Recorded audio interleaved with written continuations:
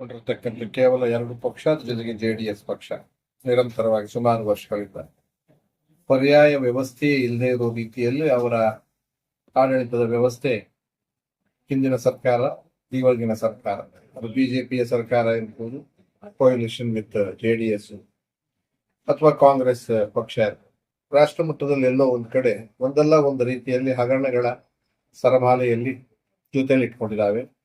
ಸುಳ್ಳು ಭರವಸೆಗಳ ಜೊತೆಯಲ್ಲಿ ದೇಶದ ಅಭಿವೃದ್ಧಿಯ ವಿಚಾರದಲ್ಲಿ ಸಾರ್ವಜನಿಕರಿಗೆ ಒಂದು ರೀತಿಯಲ್ಲಿ ಮುಸುಕಿನಲ್ಲಿ ಮರೆ ಮಾಡಿದ ಹಾಗೆ ಎಲ್ಲ ವಿಚಾರಗಳನ್ನು ಅವರಿಗೆ ಬೇಕಾದ ಹಾಗೆ ಅವರ ಪಕ್ಷಗಳು ಅಧಿಕಾರಕ್ಕೆ ಬರೋದಕ್ಕೆ, ಅವರ ಕುಟುಂಬ ರಾಜಕಾರಣಕ್ಕೆ, ಜಾತಿ ರಾಜಕಾರಣಕ್ಕೆ, ಅವರು ನಂಬಿರ್ತಕ್ಕಂಥ ಸಂಘ ಸಂಸ್ಥೆಗಳ ಅನುಕೂಲಕ್ಕೋಸ್ಕರವಾಗಿ ಅವರು ಹೇಳಿದ ಹಾಗೆ ಕೇಳ್ತಕ್ಕಂಥದ್ದು ಸ್ವಾಯತ್ತತೆಯನ್ನು ಕಳ್ಕೊಂಡಿದ್ದಾರೆ. ಅವರು ಸ್ವಾಯತ್ತತೆಯನ್ನು ಕಳ್ಕೊಳ್ಳೋದ್ರ ಜೊತೆಗೆ ರಾಜ್ಯ ಸರ್ಕಾರ ಇರ್ಬೋದು ಅಥವಾ ಕೇಂದ್ರ ಸರ್ಕಾರ, ವಿಶೇಷವಾಗಿ ಭಾರತೀಯ ಜನತಾ ಪಾರ್ಟಿ ಇಡೀ ರಾಷ್ಟ್ರದಲ್ಲಿ ಎಲ್ಲರನ್ನೂ ಮುಳುಗಿಸಿ ತಾವು ಏಕಮೇವಾದ್ವಿತೀಯ ಅನ್ನೋ ಅಧಿಕಾರವನ್ನು ಪಡಿಬೇಕು ಅನ್ನೋ ದೃಷ್ಟಿಯಿಂದ ಬೇರೆ ಬೇರೆ ಸ್ವಾಯತ್ತತೆ ಸಂಸ್ಥೆಗಳು ಅಂತ ಏನಿದಾವೆ, ಅದು ಎಲೆಕ್ಷನ್ ಕಮಿಷನ್ ಇರ್ಬೋದು, ಅಥವಾ ಲೋಕಾಯುಕ್ತಗಳಿರ್ಬೋದು, ಅಥವಾ ರಾ ಇರ್ಬೋದು, ಸಿಬಿಐ ಇರ್ಬೋದು, ಇಡಿ ಇರ್ಬೋದು, ಎಲ್ಲವನ್ನು ಕಪ್ಪು ಮುಷ್ಟಿಯಲ್ಲಿ ಇಟ್ಟುಕೊಂಡು ಅವರಿಗೆ ಬೇಕಾದವರ ಸರ್ಕಾರಗಳನ್ನು ಮುಗಿಸೋದಕ್ಕೋಸ್ಕರವಾಗಿ ನಿರಂತರವಾಗಿ ದಬ್ಬಾಳಿಕೆಯನ್ನು ಮಾಡ್ಕೊಂಡು ಬಂದಿರೋದು ತಾವೆಲ್ಲರೂ ನೋಡಿದ್ದೀರಾ.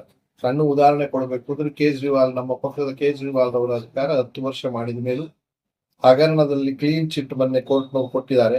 ಅಂದ್ರೆ ಅಷ್ಟೂ ದಿವಸ ಅವರು ಜೈಲಿಗೆಲ್ಲ ಹಾಕಿ ಅವರನ್ನ ಹಿಂಸೆ ಕೊಟ್ಟಿದ್ದು ನೋಡಿದ್ವಿ. ಕೊಲೆ ಮಾಡಿದವ್ರನ್ನ ಆಚೆ ಇಟ್ಟಿದ್ದಾರೆ, ದರೋಡೆ ಮಾಡಿದವ್ರನ್ನ ಆಚೆ ಇಟ್ಟಿದ್ದಾರೆ, ಗಣಿ ಲೂಟಿ ಮಾಡಿದವ್ರನ್ನ ಆಚೆ ಇಟ್ಟಿದ್ದಾರೆ, ದೇಶಭ್ರಷ್ಟ 10,000 11,000 ಕೋಟಿ ಲೂಟಿ ಮಾಡಿದ ಬ್ಯಾಂಕ್ನವ್ರನ್ನ ಹಿಡಿಯಕ್ಕಾಗದೆ, ಅವ್ರನ್ನ ಅರೆಸ್ಟ್ ಮಾಡಕ್ಕಾಗದೆ ವಿದೇಶದಲ್ಲಿ ಸುಖವಾಗಿರೋ ರೀತಿಯಲ್ಲಿ ಇಟ್ಕೊಂಡ್ಬಂದಿದ್ದಾರೆ. ಇದಲ್ಲದೆ ತಾವು ಅಧಿಕಾರ ಮಾಡ್ತಕ್ಕಂಥ ಸರ್ಕಾರಗಳಲ್ಲೇ ಬೇಕಾದಷ್ಟು ಜನ, ನೂರಾರು ಜನ ಕ್ರಿಮಿನಲ್ ಕೇಸ್ ಇರ್ತಕ್ಕಂಥವ್ರು ಎಂಪಿಗಳಿದ್ದಾರೆ, MLA ಗಳಿದ್ದಾರೆ. ಇವೆಲ್ಲ ನಾನು ಜನರಲ್ ಆಗಿ ಹೇಳ್ತಾ ಇದ್ದೀನಿ. ಇಂಥ ಒಂದು ಪರಿಸ್ಥಿತಿಯಲ್ಲಿ ಎಲ್ಲೋ ಒಂದ್ ಕಡೆ ನಾವು ನಂಬಿ ಇಷ್ಟು ವರ್ಷ 75 ವರ್ಷ ಕಳೆದಿದ್ದೀವಿ. ನಾವು ಡೆಲ್ಲಿಯನ್ನು ನೋಡಿದ್ದೀವಿ, ಪಂಜಾಬನ್ನು ನೋಡಿದ್ದೀವಿ, ಹಾಗೆ ರೀಜನಲ್ ಪಾರ್ಟಿಗಳು ಬೇರೆ ಬೇರೆ ತಮಿಳುನಾಡಲ್ಲಿರ್ಬೋದು, ಆಂಧ್ರ ಪ್ರದೇಶದಲ್ಲಿರ್ಬೋದು, ಅಸ್ಸಾಂನಲ್ಲಿರ್ಬೋದು, ಕೇರಳದಲ್ಲಿ. ಹಾಗಾಗಿ ರೀಜನಲ್ ಪಾರ್ಟಿಗಿಂತ ನಾವೆಲ್ಲರೂ ಸೇರಿ ಒಂದು ಪರ್ಯಾಯ ವ್ಯವಸ್ಥೆ ಬೇಕು ಅಂತ ಕೇಜ್ರಿವಾಲ್ ಅವರು ಹೊರಟಿದ್ದಾರೆ.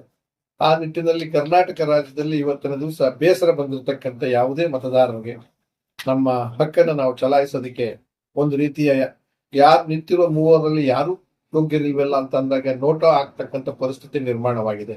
ಅದು ತಪ್ಪಿಸ್ಬೇಕು ಅನ್ನೋ ದೃಷ್ಟಿಯಿಂದ ಸೀತಾರಾಮ್ ಗುಂಡಪ್ಪನವರ ಅಧ್ಯಕ್ಷತೆಯಲ್ಲಿ ನಾನು ಮೂಲ ಅಧ್ಯಕ್ಷ, ಕಾರ್ಯಾಧ್ಯಕ್ಷರು ಮತ್ತು ಅಂಜಿನತ್ ಅವರು ಮತ್ತು ನಮ್ಮ ಇವರು ಜಯರಾಮ್ ಅವರು ಎಲ್ಲ ಸೇರ್ಕೊಂಡು ಇನ್ನು ಒಂದು ಪಕ್ಷದ ಸಂಘಟನೆಗೋಸ್ಕರ ಒಂದು ಸ್ಥಳ ಬೇಕಾಗಿದೆ. ಹಣಕಾಸಿನ ವ್ಯವಸ್ಥೆ ಸರಿಯಾಗಿ ಇಲ್ಲದೆ ಇದ್ರು ನಮಗೆ ಕರಪ್ಷನ್ ಫ್ರೀ ಅನ್ನತಕ್ಕಂಥ ನೀತಿಯನ್ನು ಪಾಲಿಸ್ಕೊಂಡು ಬಂದಿರೋರು, ಬೇಸಿಕ್ ನೀಡ್ಸ್ ದೇಶದ ಪ್ರಜೆಗಳಿಗೆ ಏನ್ ಬೇಕಾಗಿದೆ, ಆರೋಗ್ಯ ಮತ್ತು ಶಿಕ್ಷಣ, ಅದಕ್ಕೆ ಮೂಲಭೂತವಾದಂತ ತತ್ವವನ್ನ ಇಟ್ಕೊಂಡು ದೆಹಲಿಯಲ್ಲಿ ಪಂಜಾಬ್ನಲ್ಲಿ ಮಾಡಿರ್ತಕ್ಕಂಥ ಸಾಧನೆ ಇವೆಲ್ಲವನ್ನು ತಾವು ಗಮನಿಸ್ತಾ ಬಂದಿದ್ದೀರಾ. ಆ ದೃಷ್ಟಿಯಿಂದ ಈ ಬಾರಿ ತಾಲೂಕ್ ಪಂಚಾಯತಿ, ಜಿಲ್ಲಾ ಪಂಚಾಯತಿ, ನಗರ ಪಂಚಾಯತಿ ಮತ್ತು ಗ್ರಾಮ ಪಂಚಾಯತಿ ಚುನಾವಣೆಗಳು ಯಾವ ಗಳಿಗೆಲ್ಲಿ ಬೇಕಾದ್ರೂ ನೋಡಿ ಇಲ್ಲೇ ಹೇಳ್ತದೆ